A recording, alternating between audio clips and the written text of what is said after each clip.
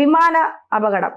ഇപ്പോഴും നമ്മൾ അതിൽ നിന്നൊന്നും നമ്മൾ പ്രത്യേകിച്ച് വാർത്താ മാധ്യമത്തിലിരിക്കുന്ന നമ്മളൊന്നും അതിന്റെ വാർത്തകളൊക്കെ ഇപ്പോഴും നമുക്ക് സങ്കടമാണ്. പ്രത്യേകിച്ച് പത്തനംതിട്ടയിൽ മരിച്ച രഞ്ജിനി നായരുടെ 2 മക്കൾ കിടന്ന് കരഞ്ഞ് നിലവിളിക്കുന്നത് കേട്ടപ്പോഴുള്ള ഒരു സങ്കടമൊക്കെ ഇപ്പോഴും മനസ്സിൽ നിന്ന് പോയിട്ടില്ല. അതിൻ്റെ ഇടയ്ക്കാണ് ഈ അച്ഛന്മാരുടെ ഫോട്ടോഷൂട്ട് എടുക്കാനാണ് അച്ഛന്മാര് രഞ്ജിതയുടെ വീട്ടിൽ പോയത്. എന്താ സംഭവം? എന്താ അത്? അത് തന്നെയാ. ഈ അച്ഛന്മാരായാലും മെത്രാന്മാരായാലും ആരായാലും ഒരു സ്ഥലത്ത് ഒരു മരണ വീട്ടിൽ അല്ലെങ്കിൽ ഒരു പബ്ലിക്കിൽ എവിടെയെങ്കിലും പോയി കഴിഞ്ഞാൽ എങ്ങനെ പെരുമാറണം എന്നതിനെ കുറിച്ച് കുറച്ച് സാമാന്യ യുക്തി ഉണ്ടാവണം, ബോധം. നമ്മൾ ചില ആളുകൾ മരണ വീടുകളിൽ പോയിട്ട് അവർ പെരുമാറുന്നത് നമ്മൾ കണ്ടിട്ടില്ല. അപ്പം നമ്മൾ തന്നെ ചിന്തിക്കാറില്ല ഇവരെന്തായി കാണിക്കുന്നത് ചിന്തിക്കാറില്ല. അതായത് ഈ രഞ്ജിതയുടെ വീട്ടിൽ പോയിട്ട് ഇവരവിടെ പോയി ഒരു ചെറിയ വീട് വീഡിയോയിൽ കണ്ടിട്ടുണ്ടാവില്ലേ, ആ മരം അന്ന് 2 ചെറിയ മക്കള്, ഒരു അമ്മൂമ്മ, ഇവരാണ് ആ കുടുംബത്തിന്റെ ദുഃഖത്തിൽ പങ്കുചേരാൻ എന്ന് പറഞ്ഞിട്ട് ഇവരെല്ലാം കൂടെ അവിടെ ചെന്നു. സ്വാഭാവികമായിട്ടും ഈ മെത്രാന്മാരൊക്കെ പോകുമ്പോൾ ഇവരുടെ കൂടെ വാല് പോലെ കുറേ ആളുകളും ഉണ്ടാവും. ഇവരെല്ലാം കൂടെ അവിടെ ചെന്നിട്ട് അവിടെ അവരെ ആശ്വസിപ്പിക്കുകയും കാര്യങ്ങളൊക്കെ കഴിഞ്ഞതിന് ശേഷം വീടിനകത്ത് നിന്ന് ഇവർക്ക് ഫോട്ടോ എടുക്കാനുള്ള സൗകര്യം ഉണ്ടായില്ല. സ്വാഭാവികമായിട്ട് ഇവരെന്ത് ചെയ്തു, വീടിന് പുറത്ത് ഒരു ആദരാഞ്ജലികൾ വെച്ചിട്ട് ഏതോ ഒരു സംഘടന ഒരു ബോർഡ് വെച്ചിട്ടുണ്ടായിരുന്നു. ആ ബോർഡിന്റെ താഴെ നിന്നിട്ട് ഇവരെല്ലാം കൂടെ നിരന്ന് നിന്നിട്ട് വെളുക്കെ ചിരിച്ചുകൊണ്ടൊരു ഫോട്ടോ. എന്തിനാ ഈ ഫോട്ടോ എടുത്തതിന്റെ ഉദ്ദേശം? അതെ, ഫോട്ടോ നമ്മൾ പ്രേക്ഷകരെ കാണിക്കുന്നുണ്ട്, എന്നാൽ എന്തിനാ ഈ ഫോട്ടോയുടെ ഉദ്ദേശം എന്താ? ആ ഫോട്ടോയുടെ ഉദ്ദേശം അവരവിടെ ചെന്നു, ഞങ്ങൾ ഇങ്ങനെ പോയി ആശ്വസിപ്പിച്ചു എന്ന് ഇവരുടെ മാർത്തോമാ സഭയുടെ ഉള്ളിൽ ഇവർക്ക് അറിയിക്കാൻ വേണ്ടി എടുത്തൊരു ഫോട്ടോയാണ്. ഈ ഫോട്ടോ എന്നിട്ട് ഇവരത് സോഷ്യൽ മീഡിയയിലിട്ടു. ഒരു മരണ വീട്ടിൽ പോയിട്ട് ചിരിച്ചുകൊണ്ട് മെത്രാന്മാർ, അതായത് റാന്നി നിലക്കൽ ഭദ്രാസന ബിഷപ്പ് ജോസഫ് മാർ ബർണബാസ് സഫ്രഗൻ, മെത്രാപ്പൊലീത്ത അടൂർ ഭദ്രാസന ബിഷപ്പ് മാത്യു മാർ സെഫർ, ഇവരുടെ നേതൃത്വത്തിലുള്ള ഒരു 10-20 ആൾക്കാരാണ് പോയിട്ട് ഇങ്ങനെ. നമ്മുടെ നാട്ടിൽ ഇപ്പം നമ്മുടെ കുടുംബത്തിൽ ആർക്കെങ്കിലും ഒരു അപകടം ഉണ്ടായിട്ട് ഇതുപോലെ ആരെങ്കിലും വന്നു നിന്ന് നമ്മളെ ആശ്വസിപ്പിച്ചിട്ട് അവിടെ വന്ന് ചിരിച്ചിട്ട് ഫോട്ടോ എടുത്തിട്ട് ഈ സോഷ്യൽ മീഡിയ ഇട്ട് കഴിഞ്ഞാൽ നമുക്ക് എന്താണ് ഉണ്ടാകുന്ന ഒരു വികാരം എന്തായിരിക്കും? ആ വികാരം പറഞ്ഞ അച്ഛന്മാര് ലോകം അഴിച്ചു വെച്ചിട്ട് ഓടേണ്ടി വരും. അതുകൊണ്ട് ഞാൻ മിണ്ടുന്നില്ല. ധന്യയുടെ അവിടെ വന്നിട്ടാണ് ഇങ്ങനെ ഈ അച്ഛന്മാരെയും ഇമാതിരി പണി കാണിച്ചെങ്കിൽ ഏത് രീതിയിലായിരിക്കും പ്രതികരിക്കുക? ഇമാതിരി പണി കാണിക്കുന്നവരെ അത് ഏത് കൊമ്പത്തിരിക്കണവന്മാരാണെങ്കിലും ഓടിച്ചിട്ട് അടിക്കണമെന്നേ ഞാൻ പറയുള്ളൂ. കാരണം ആ കുടുംബത്തിന്റെ ഏക അത്താണിയാണ് ആ പെൺകുട്ടി എന്ന് പറയുന്നത്. ആ പെൺകുട്ടിയെ കുറിച്ച് വളരെ മോശമായ കമന്റ് ഇട്ടവന്മാരെയൊക്കെ സർക്കാർ കണ്ണിപ്പൊടിയിടാൻ വേണ്ടി സസ്പെൻഡ് ഒക്കെ ചെയ്തത് നമ്മൾ കണ്ടതാണ്. അവനെ ജോലിയിൽ നിന്ന് പിടിച്ചു വിട്ടോ? പിരിച്ചു വിടണം. പക്ഷെ പിരിച്ചു വിടാതെ അവനെ സസ്പെൻഡ് ചെയ്തു. കുറച്ച് ദിവസം കഴിയുമ്പോൾ നമ്മളിത് മറക്കുമല്ലോ. അപ്പോൾ അന്വേഷണത്തിൽ നിന്ന് ഒതുക്കിയൊക്കെ അവനെ തിരിച്ചു വിളിക്കുക, അതവിടെ നിൽക്കട്ടെ. പക്ഷെ ആ അമ്മയ്ക്ക് സുഖമില്ല, ആ പെൺകൊച്ചിന്റെ അമ്മയ്ക്ക് സുഖമില്ല, 2 പിഞ്ചു കുഞ്ഞുങ്ങൾ, ഭർത്താവില്ല. അപ്പോൾ ആ വീട്ടിലെ ഏക ആശ്രയ പെൺകുട്ടിയാണ്. അതാണ് മരണപ്പെട്ടിരിക്കുന്നത്. അവരിത് എങ്ങനെ ഇതിൽ നിന്ന് ഏതെങ്കിലും കാലത്ത് ആ കുടുംബം കരകയറി വരുമോ എന്നുള്ളത് എപ്പോഴും ഞാനിങ്ങനെ ഈ വിമാന അപകടമായി ദുരന്തപ്പെട്ട വാർത്തകൾ എടുക്കുമ്പോൾ ഞാനിങ്ങനെ ചിന്തിക്കും. അതിൽ മരിച്ച എല്ലാവരും, ഇവർ മാത്രമല്ല എല്ലാവരുടെയും കുടുംബത്തിൽ ഉള്ളവരിപ്പോൾ ടാറ്റ 1 കോടി കൊടുക്കാമെന്ന് പറഞ്ഞപ്പോൾ അതിൻ്റെ അകത്തിരുന്ന് ഒരു മരിച്ച ഒരാളുടെ മകൾ പറഞ്ഞതാണ്, ഞങ്ങൾ 2 കോടി നിങ്ങൾക്ക് തരാം, മരിച്ചതിൻ്റെ അച്ഛനെ തിരിച്ചു താന്നാണ് പറഞ്ഞത്. അപ്പം അത്രയും സ്വന്തം കൂടപ്പറപ്പുകൾ, മക്കള്, ഭാര്യമാര്, പിന്നെ അച്ഛന്മാർ, അമ്മമാരൊക്കെ മരിച്ച് അവശിഷ്ടം പോലും DNA എടുക്കാൻ പോലും അവശിഷ്ടങ്ങൾ കിട്ടാൻ ഇല്ല. അത്രമാത്രം ചിന്നിച്ചിതറിയെന്നാണ് പറയുന്നത്. അതിൻ്റെ ഇടയ്ക്ക് ചിരിക്കണമെങ്കിൽ ഇവരുടെയൊക്കെ മനസ്സിലെ വിഷയം എത്ര മാത്രമാണെന്നൊന്ന് ആലോചിച്ച് നോക്കണം.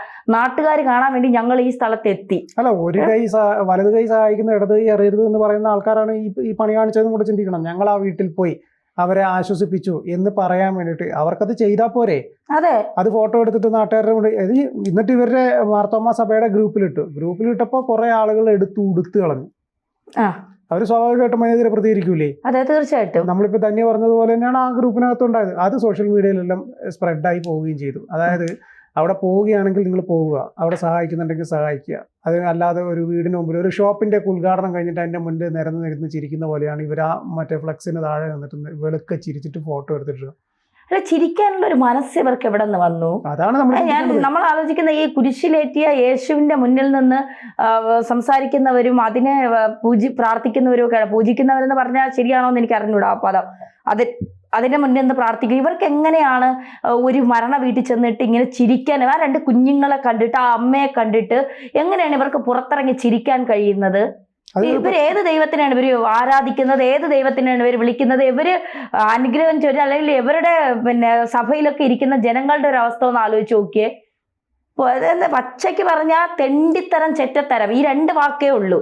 സത്യം പറഞ്ഞാൽ ഇത് പിന്നെ മാധ്യമപ്രവർത്തനത്തിന് യോജിക്കാത്ത വാക്കാണെങ്കിൽ പോലും ഈ ഒരു അവസരത്തിൽ ആ 2 വാക്കുകൾ ഉപയോഗിക്കാതിരിക്കാൻ പറ്റില്ല. അത്ര ചെറ്റത്തരവും തെണ്ടിത്തരമാണ് ഈ ഭദ്രാസനം രൂപതയിൽ ഈ അച്ഛന്മാര് കാണിച്ചതെന്നുള്ളതാണ്. വെറും അച്ഛന്മാരല്ല, ഇതിൽ ഭയങ്കര സംഭവമൊക്കെയുള്ള ഇവരുടെ ഈ പദവികളെ കുറിച്ചൊന്നും എനിക്ക് വലിയ പിടിപാടൊന്നുമില്ല. നമുക്ക് ആ കൂടെ അറിയാവുന്നുള്ളത് ഈ പള്ളിയിൽ പോകുമ്പോൾ അവിടെ ഒരു അച്ഛനെ കാണും, നമ്മൾ അവിടെ ഇരുന്ന് പ്രാർത്ഥിക്കും, തിരിച്ചു വരും. ഇതാണ് നമുക്കറിയാവുന്നുള്ളത്.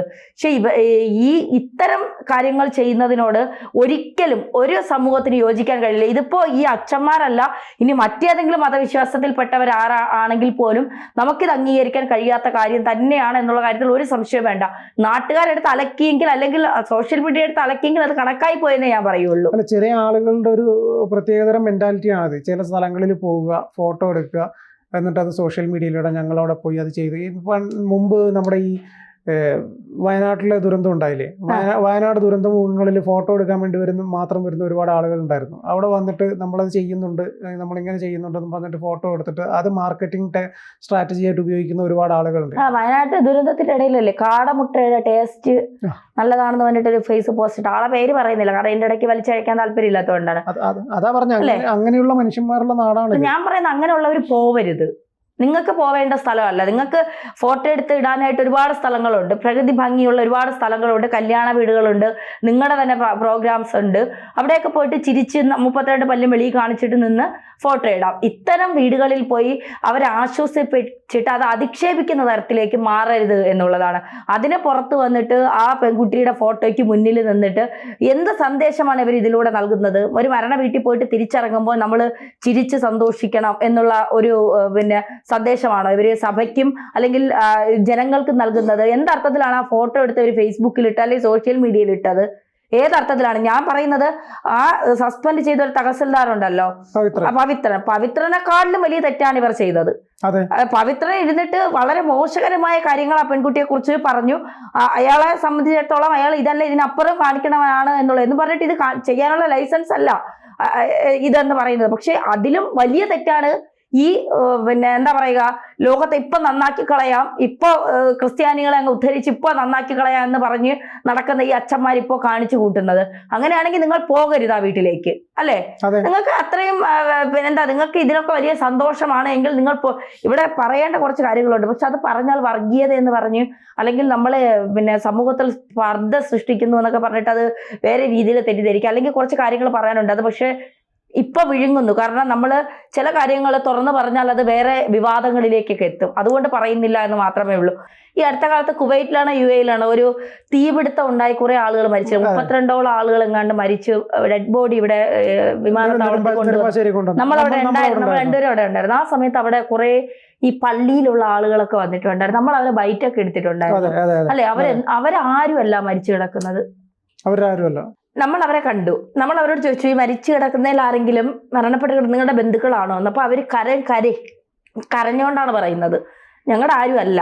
പക്ഷെ ഇത് കേട്ടപ്പോൾ ഞങ്ങൾക്ക് അവിടെ ഇരിക്കാൻ പറ്റിയില്ല. അതുകൊണ്ട് ഞങ്ങളുടെ സഹോദരങ്ങൾ അവസാനമായി ഒരു നോക്ക് കാണാൻ ഞങ്ങൾ വന്നതാണെന്ന്. ഈ അച്ഛന്മാരൊക്കെ ഇവരെ പോലുള്ളവരെ കണ്ടുപഠിക്കണം. ഫോട്ടോഷൂട്ട് നടത്തേണ്ടതല്ല ഒരു മരണ വീടും, അത് ആദ്യം ആലോചിക്കുക.